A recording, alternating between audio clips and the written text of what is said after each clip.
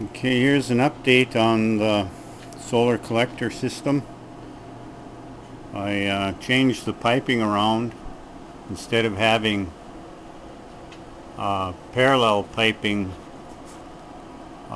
with the heat exchanger and the this electric tankless heater, I ran them in series instead because the circulation is better. So I have right there from the hot water system in the house, it goes down through the heat exchanger, which is a stainless steel 36-inch long heat exchanger. It comes out the bottom, goes over and up through the circulating pump into the electric tankless water heater, and back out again, and then up and into the house water heating system, which heats the whole house. And this other part of the heat exchanger right here has an expansion tank, pressure relief that goes into a tube alongside that I made up to hold any liquid that should come out if there is overpressure in the system over about 35 pounds. And this hose goes down into the tube also, this green hose, and it goes down here and it connects to a small pump that will pump liquid back into the system up through this hose, through this valve, and back into the house heating system.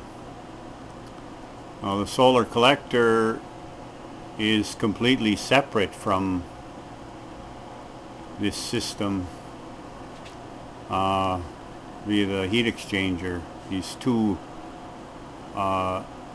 sets of liquids don't touch each other. The one in the solar collector is composed of 50% antifreeze, and it comes from these tubes here, comes from outside, goes through the side into the side of the heat exchanger, down in through the heat exchanger on the outside jacket of it, out in this direction, and then up through this circulating pump, and again back out to the solar collector. It's a closed loop. Now I don't have this electric heater controlled yet automatically with the thermostat. I have to add that, so this circulating pump will come on when the water in the system is cool enough so this tankless will turn on and heat the house. Also, this circulating pump will circulate the water when the solar collector gets up to a high enough temperature, which it is right now, to circulate the water that comes from this solar collector outside. And when I select here, you can see, well, I've got a false reading there now, but the temperature says it's 7 degrees, but it's actually hotter than that. The sensor has gone beyond the max over to 7 degrees again because it's so hot. But anyway, here is the control box to turn on this circulating pump that circulates the water inside the house, and this one that circulates the water from the solar collector.